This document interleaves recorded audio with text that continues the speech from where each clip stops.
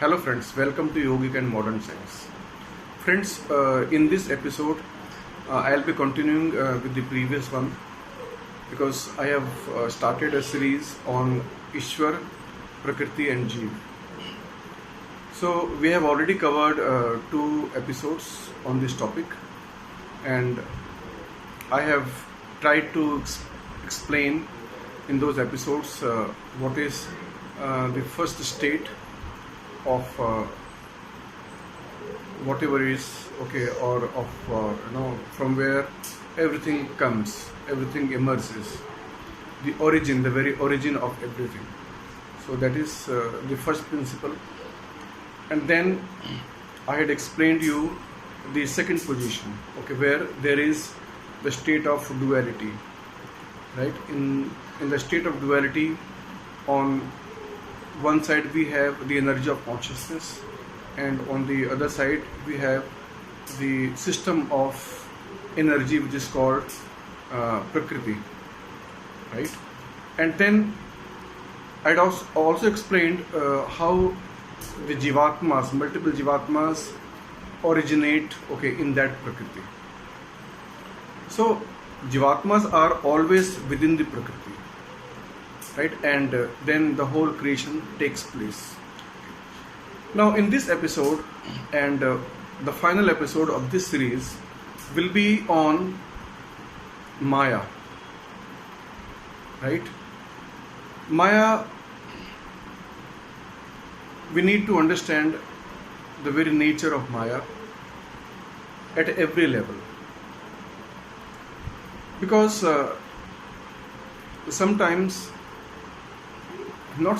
most of the time we seem to miss the very nature of what Maya is, and there is a lot of confusion, okay, regarding this Maya. Some people say we can discard the whole Maya. Some people say Maya cannot be discarded, okay, it always remains, and it is the energy of Paramatma, God, okay. So many theories are going on regarding this Maya, the concept of Maya. Now today I have with me B.R. Sharma ji, who has the real experience, okay, of all these principles in his life. Real experience means real experience, okay, not the intellectual understanding, no, the real experience of all these type of energies, okay. So he will be explaining the true nature of Maya, what is Maya, from where it starts, okay, and how to get rid of the influences of this Maya. Sharma ji, आज इस episode में हम जो third episode है, final episode है, माया के बारे में चर्चा करेंगे। और क्योंकि जब पूरे प्रकृति में क्रिएशन स्टार्ट हो गया है, जीवात्माएं हैं उसके अंदर, प्रकृति के अंदर साकार है, निराकार है, और प्रकृति को जो एनर्जी चला रही है ना, जो चेतन एनर्जी है, ठीक है, तो सारा सिस्टम एक जगह है, एक सिस्टम बना रहा है, और पूरा क्रिएशन हो रहा है। अब इस क्रिएशन के अंदर जो माया का तत्व है, वो माया का तत्व है क्या, और किस लेवल पर माया का रूप क्या है, और फाइनली हम माया का जो प्रभाव है, दुष्प्रभाव कहिए या प्रभाव कहिए, उस प्रभाव से एक आम आदमी कैसे अपने आप को हटा सकता है, उस प्रभाव से अछूता रह सकता है, ताकि उसके जीवन में माया का प्रभाव बिल्कुल ना हो या कम हो, और वो एक अपना सुखी जीवन जी सके। तो इसमें योगिक साइंस के माध्यम से अगर इसके हम बात करते हैं कि माया जो है, तो माया की उत्पत्ति कहाँ से हुई है और कहाँ पे माया नहीं है, तो इसमें जो हम बार बार एक बात करते, जो मूल है, मूल की स्थिति है, वो मूल की स्थिति में जब एक अनुभव में मूल आता है, तो उस वक़्त ये चीज़ अपने आप में उस मूल में से आ रही होती है कि ये मैं अपने आप से अपने आप को देखता हूँ, अपने आप से अपने आप को समझता हूँ। ये अद्वैत की स्थिति है और यहाँ पर द्वैत जैसी कोई चीज़ नहीं है। तो इसका सीधा सीधा ये समझ में आता है कि यहाँ माया का ना तो उत्पत्ति है, ना यहाँ पे कोई माया का प्रभाव है, क्योंकि वो अपने आप से अपने आप को देगा। मगर जब हम दूसरी स्थिति में, प्रत्यक्ष सामने की स्थिति में आते हैं, वहाँ ये चीज़ समझ में नहीं आती कि मैं अपने आप से अपने आप को देखता हूँ और अपने आप से अपने आप को समझता हूँ। वहाँ तो बिल्कुल फिल्म जैसी चीज़ दिखाई देती है कि ये चल रहे हैं, ये हो रहा है, इनके पिक्चर क्या है, ये बाहर वाला कैसे कंट्रोल कर रहा है, अंदर वाले कैसे चल रहे हैं, साउंड कैसे कर रहे हैं, प्रकाश कैसे हो रहा है, गति इसमें धीरी एकदम स्लो गति कैसे है, सामान्य गति कैसे, तेज गति परमात्मा की कैसे, ये बहुत सारी फिल्म जैसा है। यहाँ तो जैसे फिल्म देखी वो उस टाइप का ही एक चीज़ देखने में आती है। तो यहाँ ये चीज़ नहीं आती है कि मुझे अपने में से अपने आप में समझ आती है। तो जहाँ सिंगल पीस, जहाँ सिंगल चीज़ है, अद्वैत है, और जहाँ पे डबल जो द्वैत हुआ है, वहाँ पर ये द्वैत ने जैसे ही अपनी अपनी एनर्जी और अपनी स्थिति में स्थित होकर के और उसमें जो क्रिया करनी शुरू करी, वो क्रिया और ये द्वैत स्थिति, ये दोनों माया है।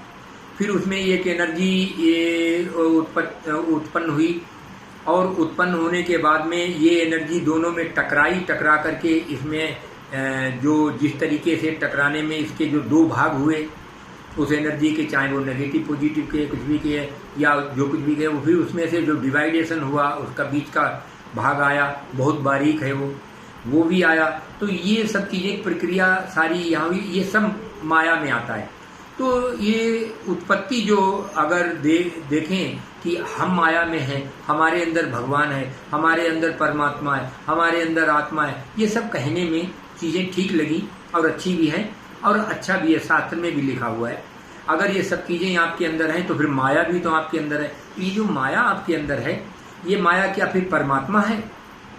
अगर परमात्मा आपके अंदर है और माया आपके अंदर है तो ये क्या दोनों हैं या ये दोनों अलग अलग हैं? तो माया की उत्पत्ति परमात्मा और जो प्राकृतिक है, जो एक अंडा है और जो अंडे के अंदर साकार निराकार और जीव है, और जो बाहर का ये जो परमात्मा जो उन पर नियंत्रण कर रहा है, वो इन दोनों में मिलकर के जो चीज़ बनाई वो अपने स्वरूप को खो करके और वैसे ही कुछ उसमें स्मृति शेष रही होगी, इसलिए वैसी ही शक्ल उन्होंने दोबारा बनाई, मगर वो बना नहीं पाए, इसलिए उसको बना रहे हैं।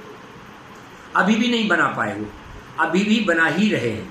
तो वो बनाते ही रहेंगे और ये बनाते रहना ही माया है। तो ये जो माया है, माया की स्थिति है कि कहाँ पर माया का प्रभाव कम है, कहीं पर प्रभाव माया का अधिक है, कहीं पर माया एकदम हल्के रूप में, कहीं पे भारी रूप में, कहीं ठोस पदार्थ में, कहीं हमारे अंदर देखो एकदम इतनी ठोस माया घुसी हुई है, ये बनी हुई है। तो ये जो माया की स्थिति भी अलग अलग है। तो माया को आपको माया की तरीके से ही जानना, ये इसका निवारण। माया को खत्म नहीं कोई चीज़ कर सकते, ये बिल्कुल ही गलत चीज़ है कि किसी चीज़ को आप खत्म कर देंगे, नहीं, ये तो ये सिस्टम ही सही नहीं है। माया को माया की तरीके से आप जानिए और परमात्मा को परमात्मा की स्थिति से जानिए, आत्मा को आप आत्मा की स्थिति जाए, और जो अद्वैत है अद्वैत को आप अद्वैत के द्वैत को द्वैत की स्थिति जाने, एनर्जी को एनर्जी दें, आप जो घनत्व है उसको घनत्व की तरह, जीव को जीव की तरह, साकार को साकार की तरह, निराकार को निराकार की तरह जाने। तो सब चीज़ों को अलग अलग करके जानेंगे, क्योंकि अलग अलग आपने अनुभव में सब देखा है, तो इसलिए अलग अलग करके जानेंगे और उनका जब चाहें तब आप उनका उपयोग भी कर सकते हैं। और आप उनका अगर आपको लग गया है कि इनका कोई आप पे माया का प्रभाव ज़्यादा प्रभावित कर गया है, तो उसके निवारण के लिए आप अपने विधि के विधान में पीछे जा कर के और टाइम के अनुसार समय को जानते हुए आप जा कर के उसका निवारण और निवृत्त भी कर सकते हैं, ताकि आप अपने अद्वैत की तरफ मूव कर सकें। और फिर मूव करें तो वहीं नहीं रहें फिर तुरंत, क्योंकि जीवन है, जीवन में तुरंत वापस इसी माया में और इसी प्रकृति, इसी भगवान में और इसी ईश्वर परमात्मा प्रकृति में तुरंत वापस आएं और अगला कार्य करें और फिर अगला कार्य निवारण करें, निवारण करके फिर अपने निवृत्त करें। ये विधि के विधान को और सिस्टम को जानें और सबको अलग अलग करके देखें, तो माया का कभी नाश नहीं करें। हर चीज की स्थिति और हर चीज को जगह पे रखना, आपने अपनी अपनी जगह पे सेट करना, कहाँ बाहर नहीं, अपने अंदर में, अपने अंदर के अंदर पूरे ब्रह्मांड की हर चीज को, पूरे अद्वैत और द्वैत और परमात्मा सहित सभी चीजों को, साकार सबको अपने अंदर में आपने सेट कर दिया है।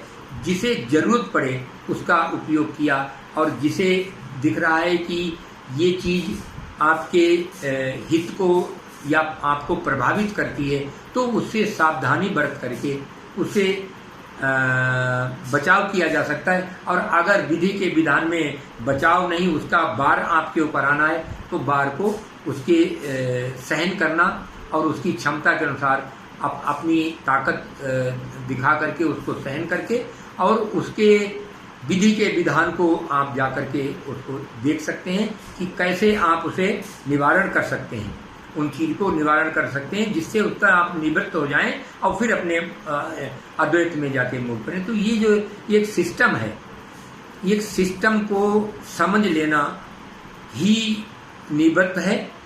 और अगर ये सिस्टम समझ में नहीं है आपके, तो ऐसा कोई तरीका नहीं है कि आप किसी को खत्म कर दें, किसी को या कि परमात्मा को, ये सब चीजें नहीं है।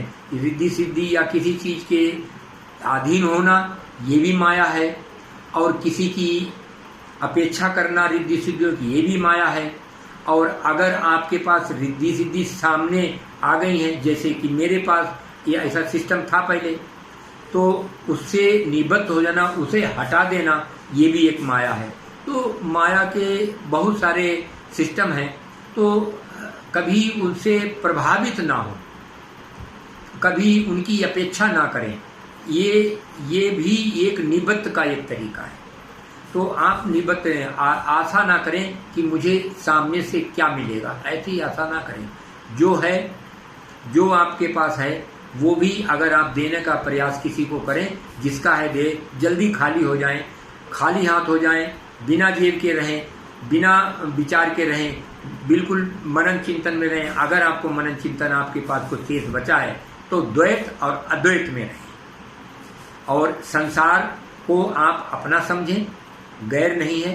किसी चीज को आप गैर नहीं समझें, सब आपका अपना है। इसको सही जगह पे सही स्थान दें, सही उसको रिस्पेक्ट दें, सही उसका सम्मान करें।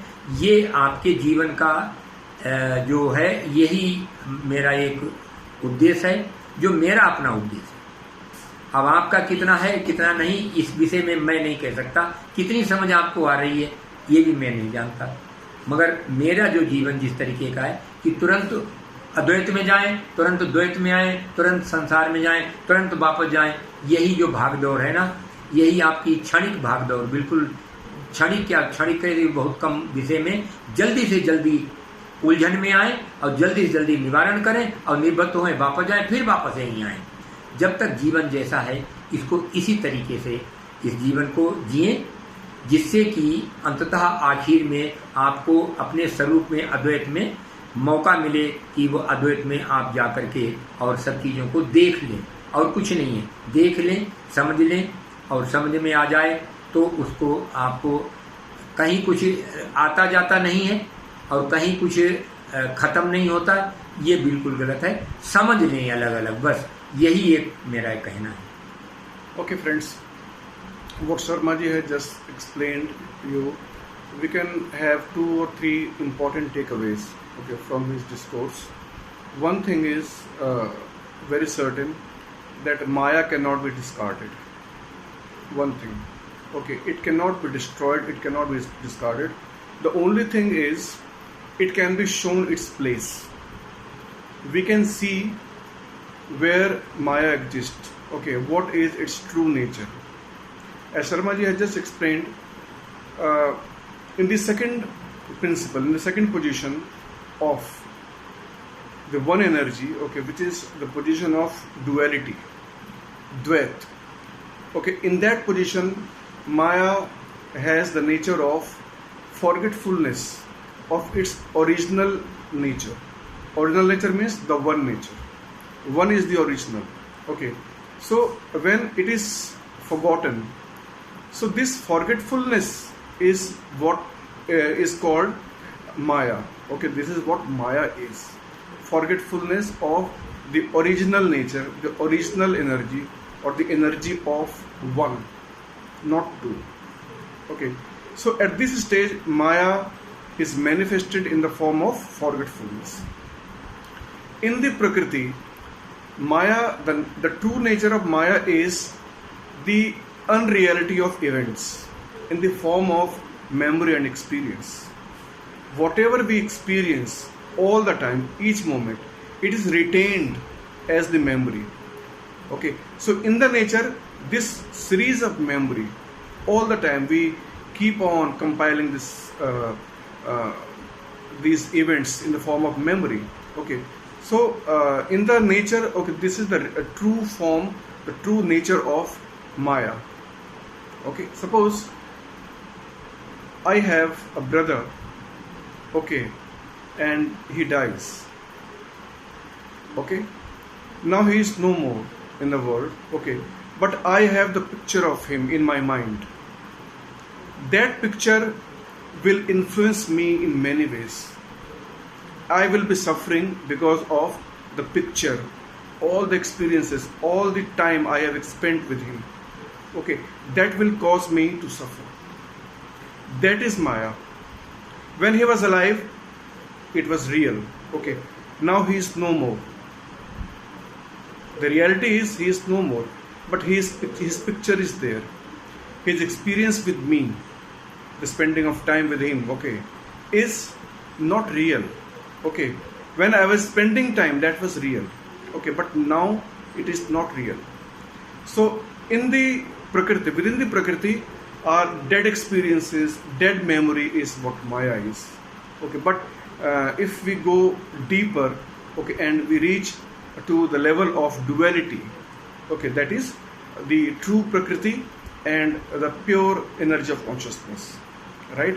So over there, the nature of Maya is the forgetfulness of the one energy, or the state of Advait or non-duality, right?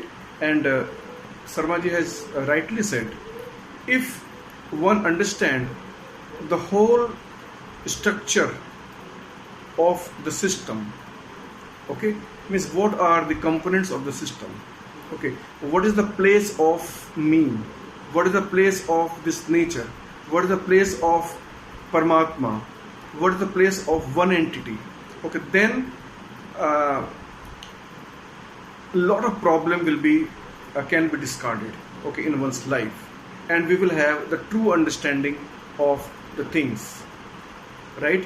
So whatever is happening, okay, it is happening, okay, if we are at our center is one, okay, the first principle is the center.